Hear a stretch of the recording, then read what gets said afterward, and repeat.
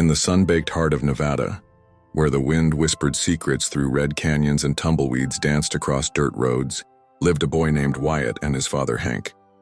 They weren't rich.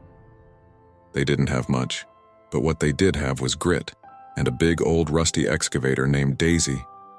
Hank ran a struggling excavation business, digging holes for pipes, ditches, and anything that needed a hole.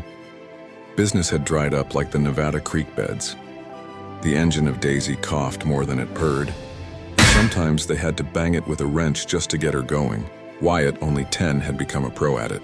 "Dad, I think Daisy needs a miracle," Wyatt said one morning, holding his wrench like a sword. "Well," Hank chuckled, "maybe we'll find one underground."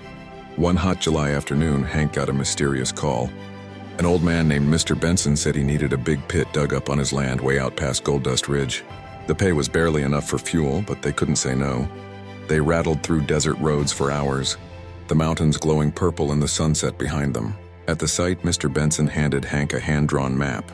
"This land has stories," the old man said, tapping his cane. "They say there's gold buried deep, gold from the old boomtown days that was never found. I got a feeling it's under this spot." "Gold?" Wyatt's eyes lit up. "Real gold?" Mr. Benson winked. "Sometimes it's not the gold that's real. Sometimes it's what it brings out of you." The next morning, Hank and Wyatt began digging. Daisy groaned with every scoop of dirt. Dust clung to their skin. After hours of nothing but rocks and clay, Hank sighed. "Just another legend, son." But Wyatt wasn't ready to give up. "One more dig, Dad. Just one more." Daisy roared one final time, and clunk. The bucket hit something hard. Wyatt jumped in the hole and brushed away dirt with his bare hands. There, buried beneath the earth, was an old, rusted tin box.